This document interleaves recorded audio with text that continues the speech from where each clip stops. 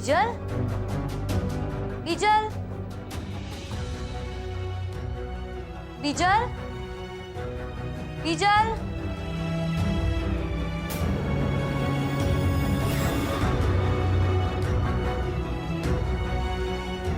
બીજલ,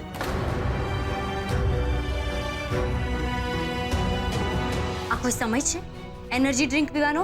હા તો એનાથી શું ફરક પડે છે? હા, અને આમ પણ આ એનર્જી ડ્રિંકમાં એવું તો નથી લખ્યું ને કે રાતના 10 થી 4 વાગ્યા સુધી પીવું સારું નથી એમ ને રાતના 10 થી 4 વચ્ચે અક્ષય સર સાથે ચેટિંગ કરાય હે ને? કિંજલ, તું મારા પર જાસૂસી કરે છે? હા, તને શું ડાઉટ છે કે હું પણ કંઈક સેજલ દીદીની જેમ ભાગી ન જાઉં? બીજલ, દાના બોલ ને. તારે મારા પર નજર રાખવી છે, મારા પર શંકા કરે રાખવી છે, તો પછી મને પણ કે, એટલે મને ખબર પડે કે મારે મારી લાઈફ કઈ રીતે જીવવી.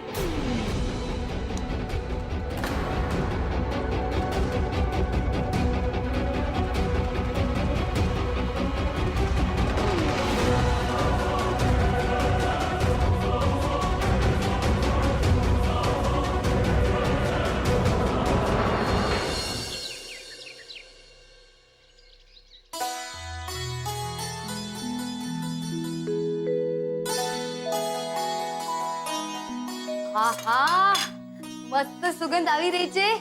ઓહ, શીરો છે. આ શીરો તારા માટે નથી, સમજી? સેજલ માટે છે. તું દુકાને જાય ને ત્યારે એના ઘરે આપતી આવજે. આ વાતની કોઈને ખબર ના પડવી જોઈએ. હા, હું આપી આવું.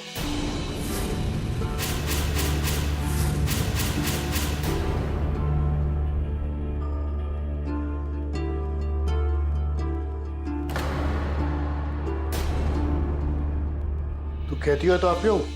સાચે? હા, તારી ઈચ્છા હોય તો આપી આવું હું. તમે સાચું કહો છો? હા, એ કિંજલ, કિંજલ તે સાંભળ્યું? તારા પપ્પા જાતે ડબ્બો લઈને સેજલને શીરો આપવા જશે. એક મિનિટ. હા,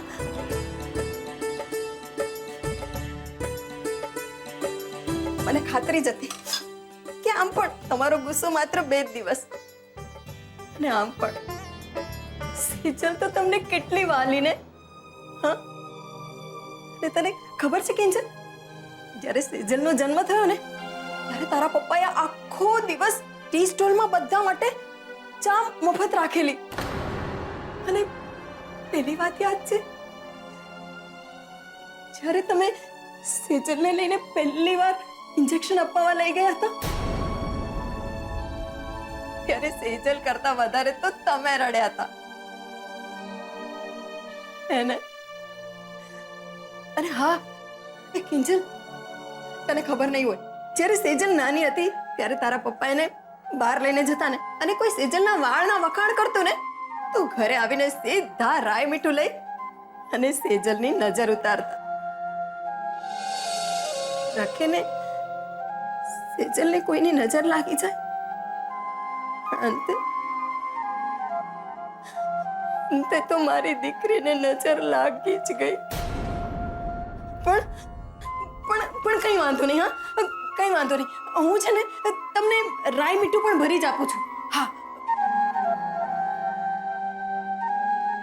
એટલે તમે સેજલને ત્યાં જાઓ ને, હા, ત્યારે સેજલની નજર ઉતારી દેજો અને સેજલની સાથે મન ભરીને વાતો પણ કરજો. આમ પણ આ હાલતમાં એ ખુશ રહીને ખૂબ જરૂરી છે. એ કિંજલ, બરાબર ને? લો લો આ શીરો અને રાઈ મીઠું.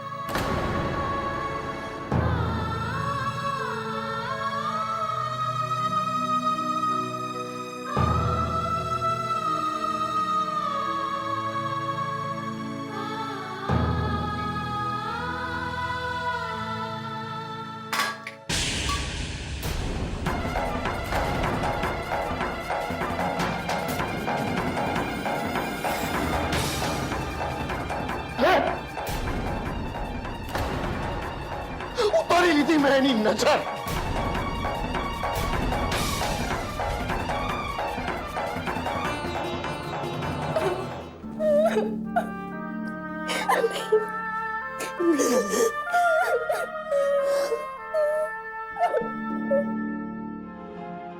જ્યારે સેજલનો જન્મ થયો ને ત્યારે તારા પપ્પાએ આખો દિવસ ટી સ્ટોલમાં બધા માટે ચા મફત રાખેલી.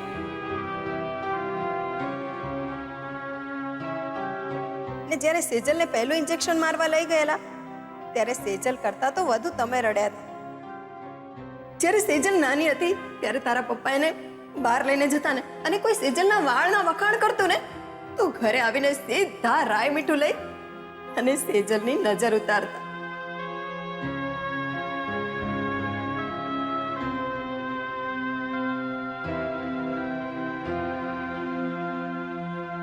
મોટા ભાઈ, અરે મારા મોટા ભાઈ, આ બધું શું થઈ ગયું મોટા ભાઈ?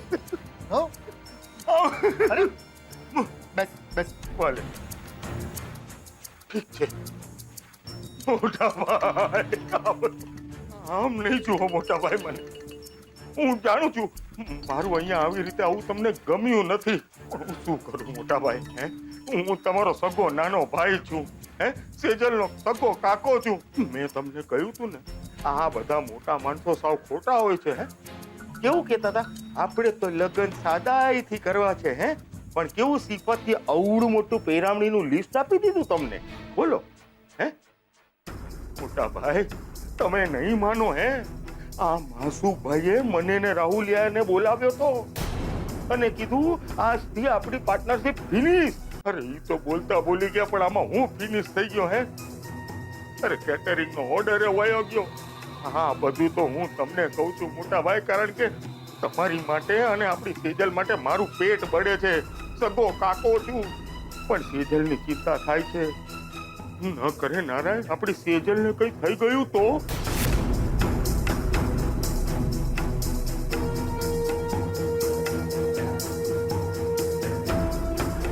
નાના મોટા ભાઈ, કઈ થાય નહીં આપણી સેજલને, પણ તમે આ બિલ્ડરોને નથી ઓળખતા? હા, બધી જાતના ને બધા જાતના લોકોના કોન્ટેક્ટ હોય છે એ લોકો પાસે. કરાવી નાખી તો આપણી સેજલને. મારી માનો ને મોટા ભાઈ, તો હું તો એમ કહું છું કે આપણે પોલીસ સ્ટેશનમાં જઈને કમ્પ્લેન નોંધાવી નાખીએ. એકવાર હાથમાંથી જાય ને મોટા ભાઈ ઈ ચાલે, પણ જીવથી ગઈ તો?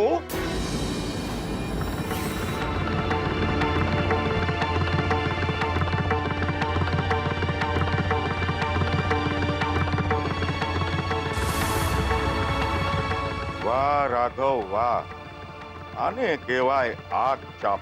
માસુક સંઘવી, તમે મારી પાસેથી મારું કમિશન આચકવાનો પ્રયત્ન કર્યો ને, તો આ રાઘવ દાસ પણ તમને શાંતિથી જંપવા નહીં દે.